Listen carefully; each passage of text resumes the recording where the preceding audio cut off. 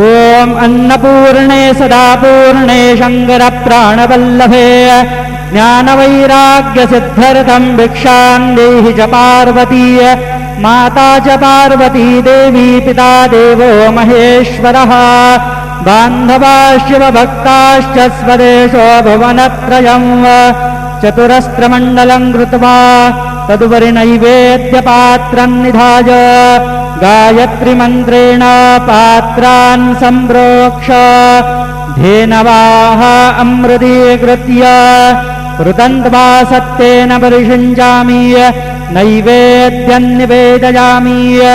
ॐ प्राणाय स्वाहा ॐ अपानाय स्वाहा ॐ व्यानाय स्वाहा ॐ उदानाय स्वाहा ॐ समानाय स्वाहा ॐ ब्रह्मणे नमः।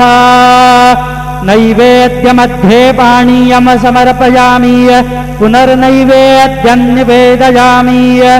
ॐ प्राणाय स्वाहा ॐ अपानाय स्वाहा ॐ व्यानाय स्वाहा ॐ उदानाय स्वाहा ॐ समानाय स्वाहा ॐ ब्रह्मणे नमः। नैवेद्यं समर्पयामि हस्तप्रक्षालनं समर्पयामि मुखप्रक्षालनं समर्पयामि। सद्गुरु साईनाथ देवताभ्यो नमः। प्रार्थनापूर्वक नमस्कारं करोमि। श्री सच्चिदानंद सद्गुरु साईनाथ महाराज की जय।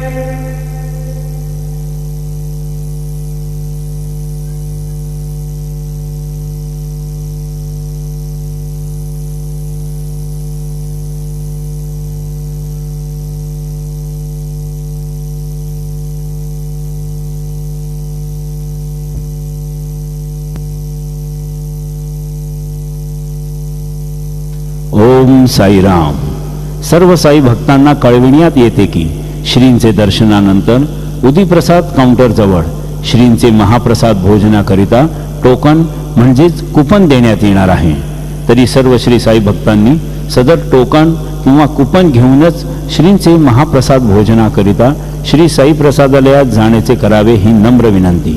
ओम साईराम। सभी साई भक्तों से निवेदन है कि साई बाबा जी के दर्शन के बाद उदी प्रसाद काउंटर के पास साई बाबा जी के महाप्रसाद भोजन का टोकन या कूपन दिया जाएगा।